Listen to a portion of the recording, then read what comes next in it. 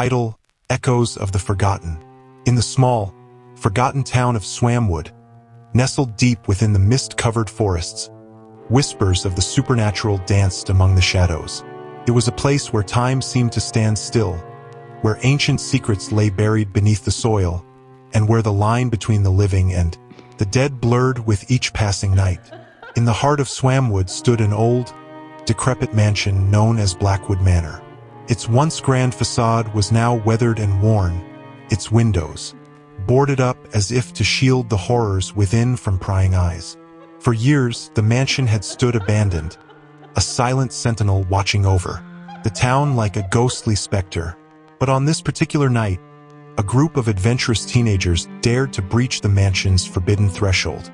Among them was Sarah, a spirited girl with a penchant for danger, and her loyal friends, Alex, Mia, and Jake. Armed with nothing but flashlights and a sense of curiosity, they ventured into the darkness, unaware of the malevolent forces that awaited them within. As they crossed the threshold, the air grew thick with a palpable sense of dread. Shadows danced upon the walls, and the floorboards creaked beneath, their feet as if protesting their intrusion. But the teenagers pressed on, their excitement overshadowing their fear as they explored the mansion's labyrinthine corridors. It wasn't long before they stumbled upon a hidden staircase leading down into the bowels of the mansion. Ignoring the warning signs, they descended into the darkness, their footsteps echoing eerily in the silence. The air grew colder with each step, and a sense of foreboding settled over them, like a suffocating blanket. At the bottom of the staircase, they found themselves in a dimly lit chamber adorned with arcane symbols and flickering candlelight. In the center of the room stood an ancient altar, its surface stained with dried blood, and kneeling before it was a figure cloaked in shadow, its eyes glowing with an otherworldly light. Frozen with fear, the teenagers watched as the figure began to chant in a language long forgotten by mortal tongues. The air crackled with dark energy, and the very walls seemed to pulse with malevolence. And then, with a deafening roar, the chamber erupted in a burst of unholy fire, consuming everything in its path. In the chaos that followed, Sarah and her friends found themselves separated, each one fighting for survival amidst the inferno. As flames licked at their heels and shadows reached out to ensnare them, they struggled to find a way out of the mansion's cursed embrace. But just when all hope seemed lost, they stumbled upon a hidden passage leading to safety. Gasping for breath and covered in soot, they emerged from the mansion's burning ruins, their hearts pounding with adrenaline and their minds reeling from the horrors they had witnessed. As they stood outside in the cool night air, they watched in horror as Blackwood Manor collapsed in on itself, its cursed existence finally coming to an end.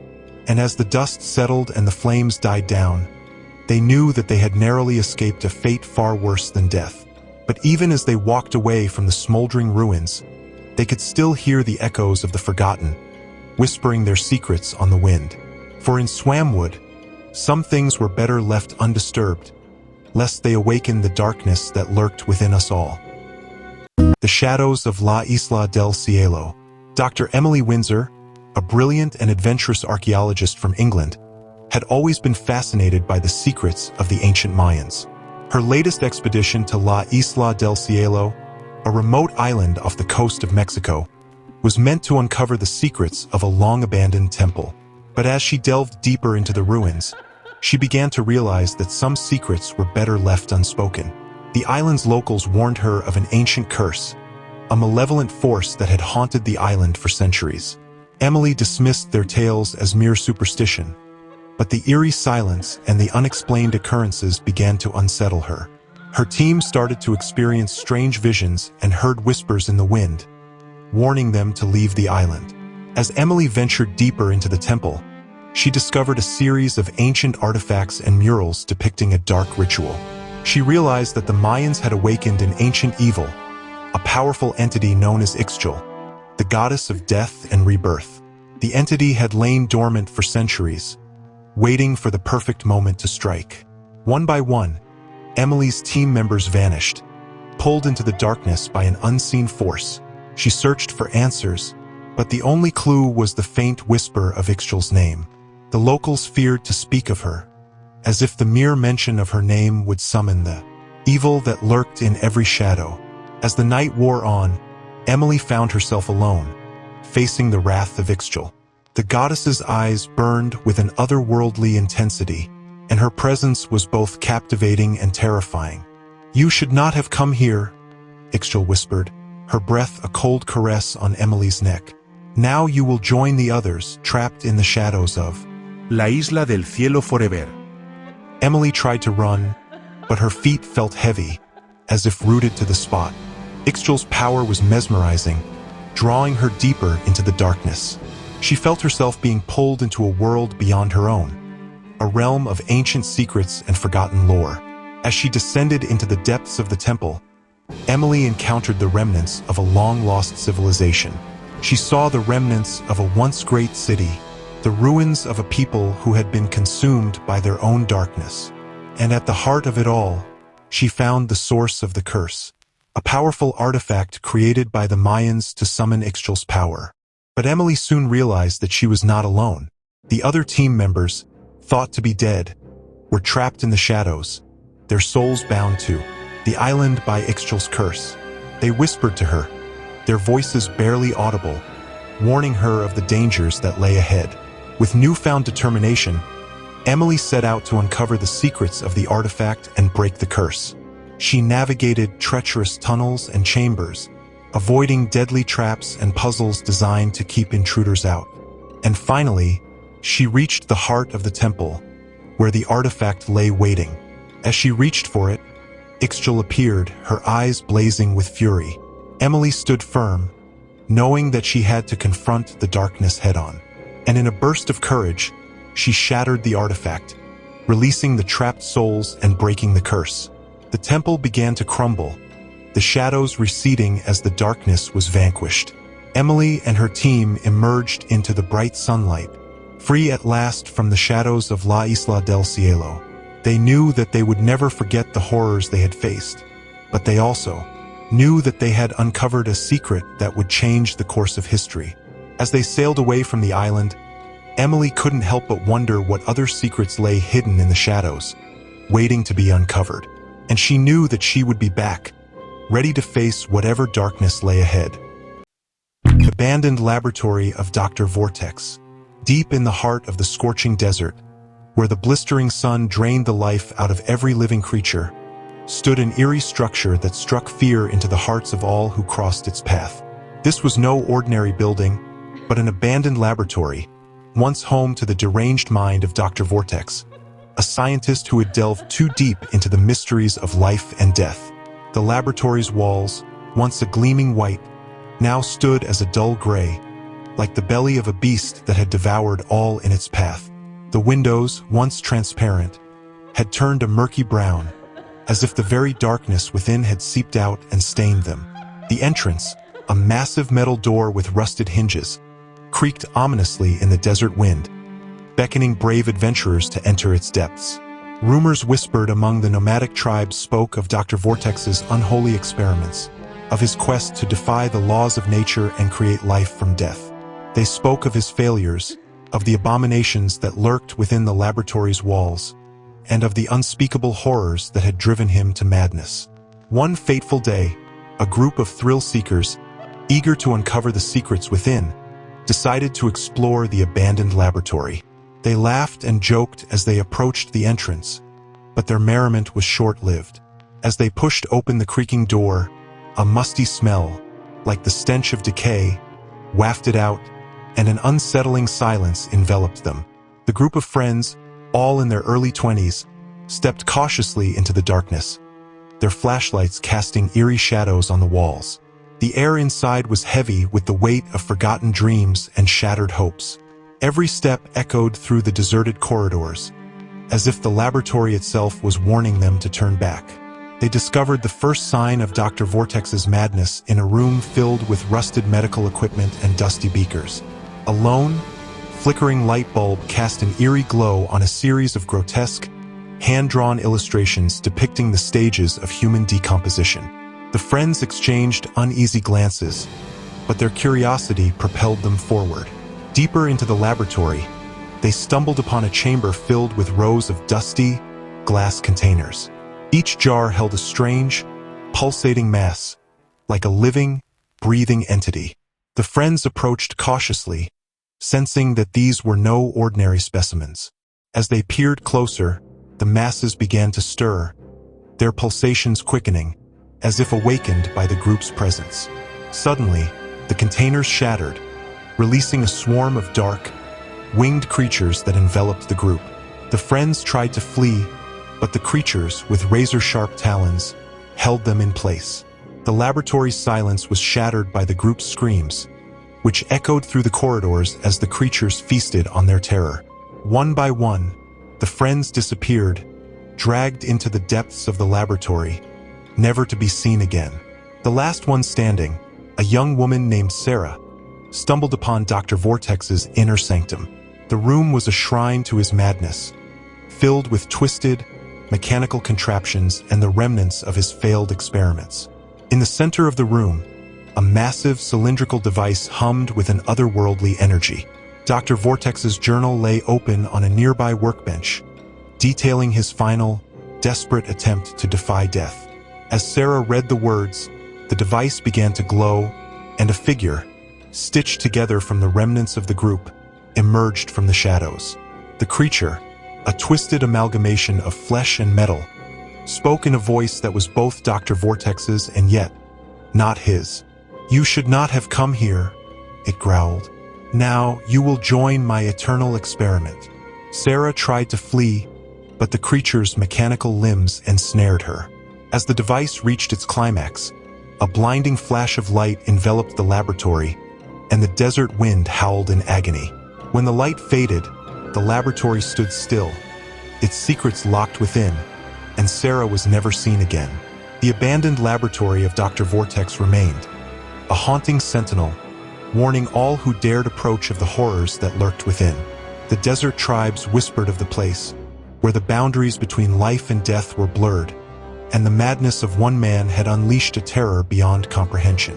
And so the laboratory stood, a monolith to the horrors that humanity was capable of unleashing when it delved too deep into the mysteries of existence. Its walls, once gray, now seemed to absorb the light around them, as if the very darkness within had consumed all in its path. The entrance, once a creaking metal door, now stood as a silent, ominous warning. Turn back, while you still can. The shadow of the Maestro. In the picturesque town of Vienna, Austria, a city renowned for its grand palaces, opera houses, and rich musical heritage, a legendary conductor named Leonid Meyerstein held sway over the classical music scene. His performances were mesmerizing, his talent unparalleled, and his reputation shrouded in mystery. For years, music enthusiasts and critics alike had attempted to unravel the enigma that was Meyerstein, but he remained an elusive figure, his personal life a closely guarded secret. Chapter 1: The Obsession. Young and ambitious violinist, Sophia Ellis, had always idolized Maestro Meyerstein. She would attend his performances, entranced by the way his baton seemed to weave magic, coaxing sublime beauty from the orchestra. Sophia's dream was to play under his direction, to learn from the master himself. She spent hours practicing, perfecting her craft, and studying Meyerstein's techniques. Her friends and family began to worry about her fixation, but Sophia couldn't help herself. She was consumed by the desire to become a part of the maestro's world. One evening, Sophia finally gathered the courage to approach Meyerstein at a post-concert reception. As she waited in line to meet him, her heart raced with anticipation. When it was her turn, she introduced herself, her voice trembling slightly. Meyerstein's piercing gaze locked onto hers, and for an instant Sophia felt like he could see into her very soul. "Ah, Sophia Ellis," he said, his voice low and hypnotic. "I've heard of your talent. You have a certain, je ne sais quoi. A spark within you that cannot be taught." Sophia was taken aback by his words, but before she could respond, Meyerstein continued, "Come to my studio, Sophia. Let us create music that will transcend the boundaries of mortality. Chapter 2: The Encounter. The invitation was like a dream come true for Sophia. She arrived at Meyerstein's studio, a labyrinthine lair hidden behind the grandeur of the opera house. As she entered, the air grew thick with an eerie energy, the shadows seeming to writhe like living things. The maestro greeted her with a warm smile, his eyes gleaming with an otherworldly intensity. "Welcome, Sophia. I sense that you have a hunger within you, a desire to create something truly extraordinary. I can help you unlock that potential, but you must be willing to trust me completely." Sophia nodded eagerly, her heart racing with excitement. Meyerstein began to teach her, pushing her to the brink of exhaustion and beyond. His methods were unorthodox, to say the least. He would play strange, dissonant melodies on his piano, and Sophia would have to improvise, trying to find harmony within the chaos. He would speak in hushed tones, his words dripping with an unsettling allure, as if he was sharing secrets that only the initiated could understand. As the lessons progressed, Sophia found herself becoming more and more entranced. She began to experience strange visions, her music infused with an unsettling power. She would see flashes of darkness, like a presence lurking just beyond the edge of her perception.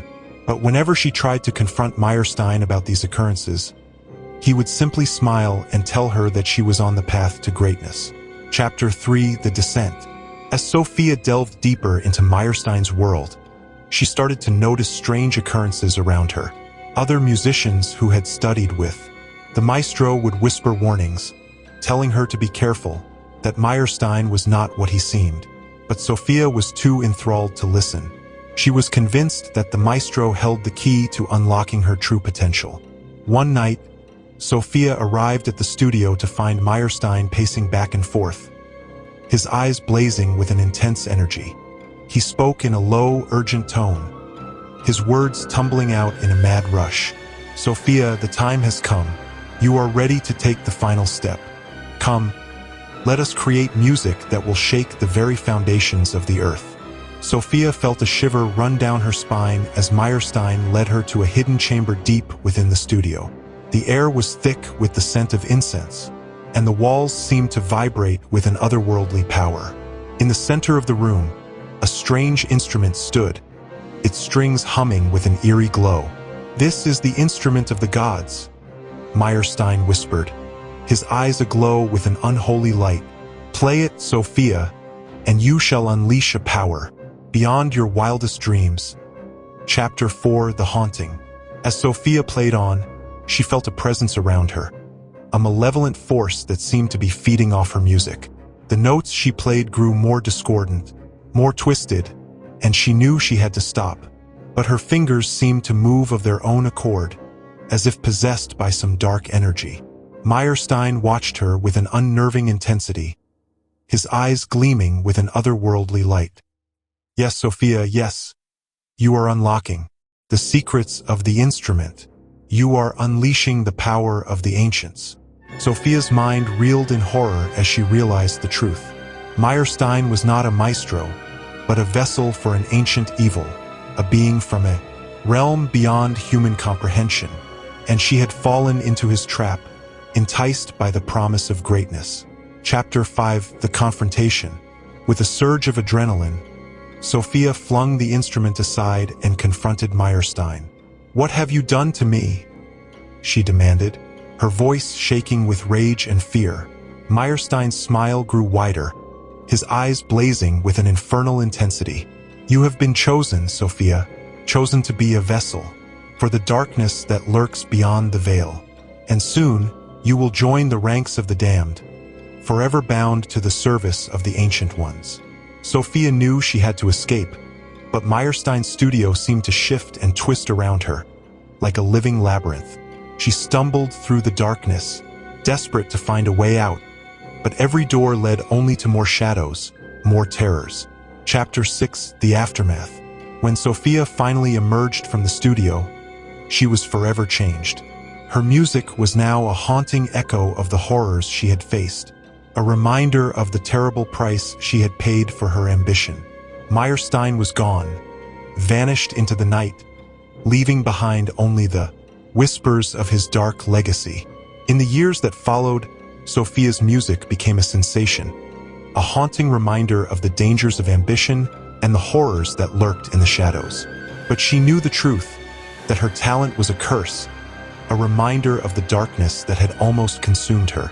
And when she took the stage, her violin singing with an otherworldly beauty, she knew that she was not alone. For in the shadows, Meyerstein's presence lurked, waiting for the next victim to fall into his trap, waiting for the next musician to succumb to the darkness that lurked within. Epilogue. In Vienna's Grand Opera House, a lone violinist sometimes takes the stage, her music a poignant reminder of the terrible price paid for genius. Some say it is Sophia, her soul forever trapped in the shadow of the Maestro, her melody a haunting warning to those who would dare to dance with the darkness. Others claim it is Meyerstein himself, returned from the depths of hell to claim another victim for his dark art. But one thing is certain: the music that echoes through those hallowed halls is a testament to the horrors that lurk in the shadows, waiting to ensnare the unwary. And those who listen too closely may find themselves forever trapped in the abyss of sound, forever bound to the service of the ancient ones. The Cursed Village of Shadows. Deep in the heart of rural Transylvania, Romania, the village of Targu was shrouded in darkness and terror. The villagers whispered tales of an ancient evil that dwelled within the shadows, waiting to snatch the unsuspecting traveler who dared to venture near.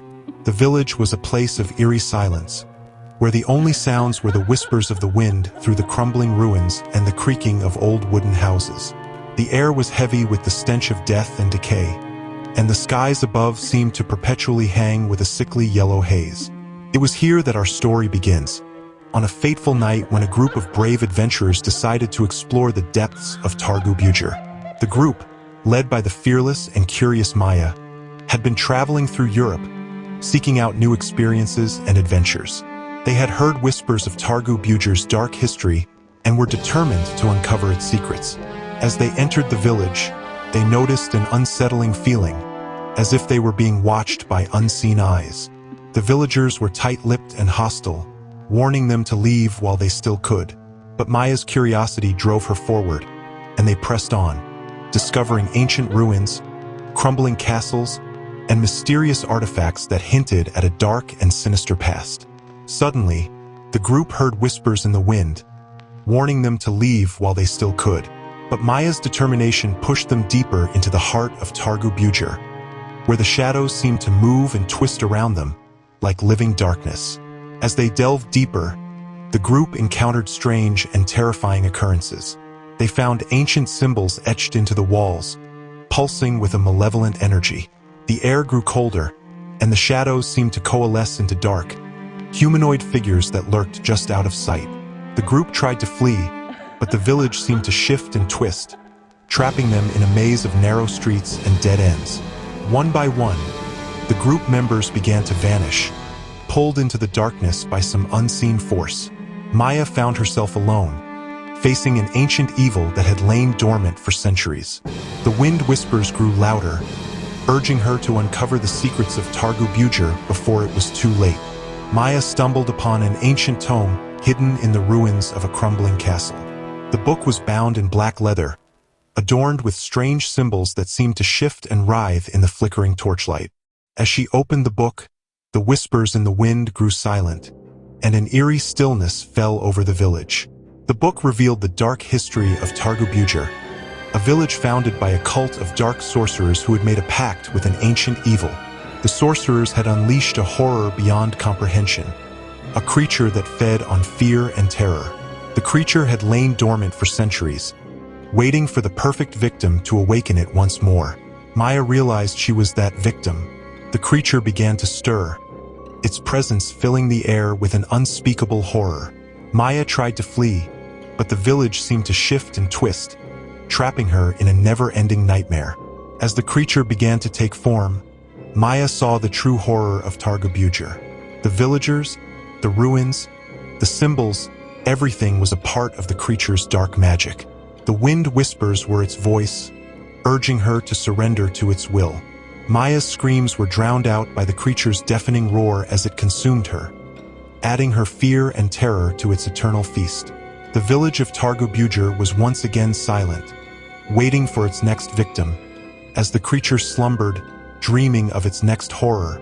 And so, the darkness closed in, and the village of Targu remained forever shrouded in shadows, a place of eternal terror, where the creature waited patiently for its next victim. Title: The Whispering Woods. In the heart of a dense forest stood an old, abandoned mansion shrouded in mystery. Its decaying walls seemed to whisper secrets of the past to anyone who dared to venture close. Emily, a young journalist, had heard tales of the mansion's dark history and decided to investigate. Chapter 1: Into the Woods. The sun dipped low on the horizon, casting long shadows through the trees as Emily made her way deeper into the forest. The dense canopy blocked out most of the daylight, and the air was thick with the smell of damp earth and rotting leaves. Emily clutched her notebook tightly to her chest, her heart pounding with a mixture of excitement and fear. She had been searching for the mansion for hours, following the faint trail of rumors and half-truths that had led her here. As she trudged through the underbrush, Emily couldn't shake the feeling that she was being watched. Every rustle of leaves and snap of twigs sent a jolt of adrenaline coursing through her veins. But she pressed on, driven by the promise of uncovering the truth behind the mansion's dark past. She had always been drawn to stories of the supernatural, and this was her chance to prove to the world that there was more to the world than met the eye. Chapter 2: The Gateway. After what felt like hours of walking, Emily finally stumbled upon the overgrown path that led to the mansion. The gate loomed before her, its iron bars twisted and rusted with age. With trembling hands, Emily pushed open the gate and stepped onto the path, her footsteps muffled by the thick blanket of leaves. The mansion stood before her, a hulking mass of crumbling stone and twisted ivy. As she approached, Emily felt a chill run down her spine. The mansion seemed to loom over her like a living thing, its windows dark and foreboding. But she pushed aside her fear and continued forward, her curiosity driving her ever onward. Chapter 3: The Mansion's Secrets. Inside the mansion, the air was heavy with the scent of decay. The floorboards groaned beneath Emily's weight as she explored the dimly lit corridors, her flashlight casting long, eerie shadows on the walls. Every shadow seemed to hold a hidden threat, and every creak echoed like a warning. But Emily pressed on, determined to uncover the truth. As she moved deeper into the mansion, the suspense grew thicker, wrapping around her like a suffocating fog. She couldn't shake the feeling that she was being watched, that something dark and malevolent was lurking in the shadows. But she refused to give in to her fear, pushing forward into the darkness with single-minded determination. Chapter 4: The Whispers. Suddenly, a faint whisper drifted through the air, sending a chill down Emily's spine. She froze, her heart pounding in her chest. Was she alone in the mansion, or was there something, or someone else here with her? Ignoring the voice of reason urging her to flee, Emily pressed on, determined to uncover the source of the whisper. But with each passing minute, the suspense tightened its grip, filling her with dread. As she rounded a corner, Emily saw a door at the end of the hallway, slightly ajar. The whisper seemed to be coming from beyond that door, beckoning her closer with its siren song. With trembling hands, Emily pushed open the door and stepped into the room beyond. Chapter 5: The Presence.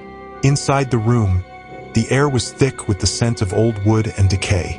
Emily's flashlight cast eerie shadows on the walls as she scanned the room, searching for the source of the whisper.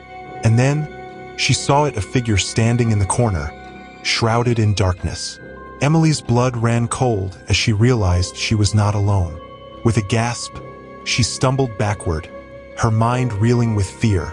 But as the figure stepped forward into the light, Emily saw that it was not a monster or a ghost, but a woman pale and trembling, her eyes wide with terror. In that moment, Emily understood the true horror of the mansion, not the ghosts of the past, but the darkness that dwelled within the human heart.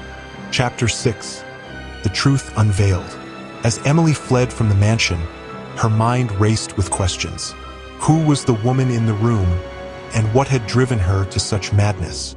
What secrets did the mansion hold, and what horrors had unfolded within its walls?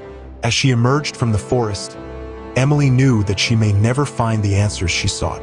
But one thing was certain: the mansion held secrets far darker than she could have ever imagined, and some mysteries were better left buried in the shadows. The Haunting of Willow Lake Manor. Chapter 1. The Invitation. On a crisp autumn afternoon, Sarah received an unexpected letter in the mail. It was an invitation from her estranged uncle, inviting her to visit Willow Lake Manor, the family estate she had never even heard of before. Despite the strangeness of the invitation, Sarah's curiosity got the better of her. She packed her bags and set off for the remote countryside, where Willow Lake Manor was said to be located. As she drove along winding country roads, Sarah couldn't shake the feeling of unease that had settled over her. There was something about the letter, something ominous lurking beneath the surface. Chapter 2. Arrival at Willow Lake Manor. When Sarah finally arrived at Willow Lake Manor, she was struck by its eerie beauty. The sprawling estate sat on the edge of a dark, murky lake, its ivy-covered walls shrouded in mist. Her uncle, a reclusive figure she had never met, greeted her at the door with a smile that didn't quite reach his eyes. He showed her to her room, a grand chamber filled with antique furniture and faded tapestries. As Sarah settled in for the night, she couldn't shake the feeling of being watched. Every creak of the floorboards, every whisper of the wind sent shivers down her spine. Chapter 3. The Ghostly Apparition. That night, Sarah was awoken by a strange sound echoing through the halls of Willow Lake Manor. She crept out of bed and followed the sound, her heart pounding with fear. As she rounded a corner, Sarah came face to face with a ghostly figure, a woman dressed in a flowing white gown, her face pale and ethereal. Sarah's blood ran cold as she realized she was not alone. The ghostly apparition reached out to her with translucent fingers, her eyes filled with sadness and longing. Chapter 4. The Dark History. In the days that followed, Sarah delved into the history of Willow Lake Manor, uncovering dark secrets that had been buried for centuries. She learned of the tragic tale of Lady Evelyn, a young bride who had drowned in the lake on her wedding night. It was said that her spirit still haunted the halls of the manor, searching for her lost love. As Sarah explored the crumbling estate, she encountered other restless spirits, the victims of a long-forgotten tragedy that had left Willow Lake Manor cursed for generations. Chapter 5. The Haunting. As Sarah delved deeper into the mysteries of Willow Lake Manor, the hauntings grew more intense. Shadowy figures lurked in the corners of her vision, whispering secrets that chilled her to the bone. She began to experience strange phenomena, objects moving of their own accord, whispers echoing through the halls in the dead of night. Sarah knew she had to unravel the mystery of Willow Lake Manor before it consumed her whole. But with each passing day, the darkness seemed to close in around her, threatening to drag her down into its depths. Chapter 6. Confronting the Evil. In a desperate bid to end the haunting, Sarah sought out her uncle, hoping to uncover the truth behind the curse that plagued Willow Lake Manor. But what she discovered was more horrifying than she could have ever imagined. Her uncle revealed himself to be the architect of the curse, a twisted soul consumed by greed and jealousy. Determined to claim the family fortune for himself, he had made a pact with dark forces that had unleashed the spirits of Willow Lake Manor upon the world.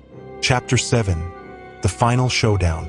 In a climactic showdown, Sarah confronted her uncle in the depths of Willow Lake Manor, armed with nothing but her courage and determination. With the help of the restless spirits she had befriended, she managed to break the curse that had held the manor captive for so long, banishing her uncle and his dark allies back to the shadows from whence they came. As the sun rose over Willow Lake Manor, Sarah knew that the darkness had been defeated, but she also knew that the memory of the horrors she had witnessed would haunt her for the rest of her days. The Abyssal Asylum of Dr. Vortex. In the depths of the Pacific Ocean, hidden from the prying eyes of the world, lies an asylum shrouded in mystery and terror. The Abyssal Asylum of Dr. Vortex is a place where the boundaries of sanity are tested, and the horrors of the human mind are unleashed.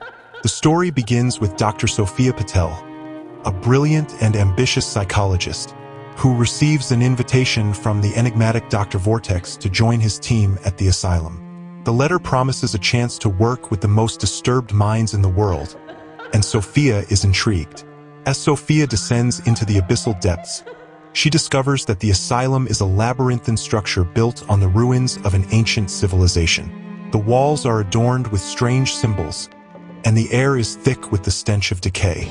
The patients, if they can be called that, are a collection of the most depraved and twisted individuals on the planet. Dr. Vortex, a man with an unsettling grin and a penchant for the macabre, reveals his true intentions: to push the boundaries of human psychology and unlock the secrets of the mind. His methods are unorthodox, to say the least, and Sophia soon finds herself trapped in a living nightmare. As she delves deeper into the asylum, Sophia encounters unspeakable horrors. Patients with grotesque physical deformities, others with minds shattered by unspeakable traumas, and still others who seem to be possessed by malevolent entities. The lines between reality and madness blur, and Sophia begins to question her own sanity. The abyssal depths hide secrets of their own, and Sophia discovers an ancient text hidden within the asylum's walls. The tome speaks of an ancient deity, Jathic, who feeds on the suffering of the human mind. Dr. Vortex has made a pact with this malevolent entity, trading the sanity of his patients for dark knowledge and power. Sophia realizes that she is trapped in a living hell, and the only way to escape is to confront the horrors within.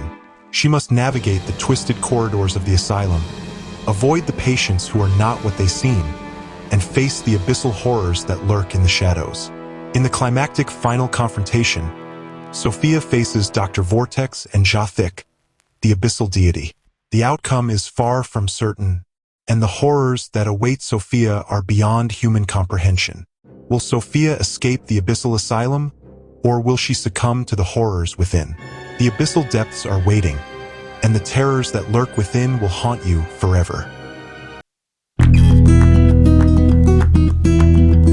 Whispers grew louder, and she could see figures emerging from the shadows.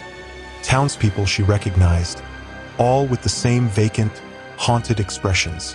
The fog outside thickened, and the whispers rose to a deafening roar. Elena's flashlight flickered, and then went out, plunging the chamber into darkness. The last thing she heard before she was swallowed by the veil was her father's voice, twisted and chilling. "There's no escape, Elena. The hollow veil claims all." Title: The Forgotten Cabin. The woods surrounding Pinecrest Lake were thick with ancient trees, their branches reaching out like gnarled fingers towards the darkening sky. Amongst the dense foliage, nestled deep within the shadows, lay a forgotten cabin. Its weathered wooden exterior bore the scars of time, and its windows were like vacant eyes peering out into the wilderness. Chapter 1. The journey begins. As the sun dipped below the horizon, a group of friends set out on a weekend camping trip.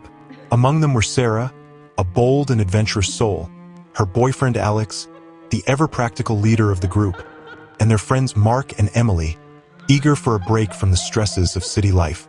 Their hike through the forest was filled with laughter and excitement, but as night fell, the atmosphere grew tense. The dense canopy above blocked out the moonlight, and the only sounds were the rustling of leaves and the distant hoot of an owl. Chapter 2. The Discovery. After hours of trudging through the darkness, they stumbled upon the forgotten cabin. Its presence seemed to materialize out of the shadows, sending a shiver down their spines. Despite their initial trepidation, the group decided to take shelter within its walls, reasoning that it was better than spending the night exposed to the elements. Inside, the air was musty and stale, and the faint scent of decay lingered in the air. As they explored the cabin, they discovered strange markings etched into the walls and floor, symbols that seemed to pulse with an otherworldly energy. Chapter 3. The Unraveling. As the night wore on, strange things began to happen. Objects moved of their own accord, shadows danced along the walls, and the temperature plummeted, sending chills down their spines. Sarah, always the skeptic, brushed off their fears as mere superstition. But even she couldn't deny the feeling of unease that hung in the air like a dense fog. Chapter 4: The Haunting. It wasn't long before they realized they were not alone in the cabin. Whispers echoed through the halls, and ghostly apparitions appeared in the corners of their vision, vanishing as quickly as they appeared. Panic set in as they realized that they were trapped in a nightmare from which there seemed to be no escape. Chapter 5: The Descent into Madness. As the hours stretched into days, the group's sanity began to unravel. They argued and fought amongst themselves, their minds consumed by fear and paranoia. Each night brought new terrors, each day a struggle to hold on to what little remained of their sanity. Chapter 6: The Revelation. In the darkness of the cabin's depths, they uncovered the truth behind its haunted facade. Long ago, it had been home to a reclusive family, rumored to dabble in dark magics and forbidden rituals. Their experiments had unleashed a malevolent force that had consumed them, leaving only the empty shell of the cabin behind. Chapter 7: The Final Confrontation. As the sun rose on the final day, the group knew that their time was running out. With nowhere left to run, they made a desperate stand against the darkness that threatened to consume them. In a final, desperate act of bravery, they confronted the entity that lurked within the cabin's walls, hoping against hope that they could banish it once and for all. Chapter 8: The Aftermath. In the end, only Sarah emerged from the cabin's depths, her mind fractured and her spirit broken. She stumbled out into the light of day, the memories of the horrors she had witnessed etched into her very soul. As she made her way back to civilization, she knew that she would never be the same again, haunted by the memories of the forgotten cabin and the darkness that lurked within.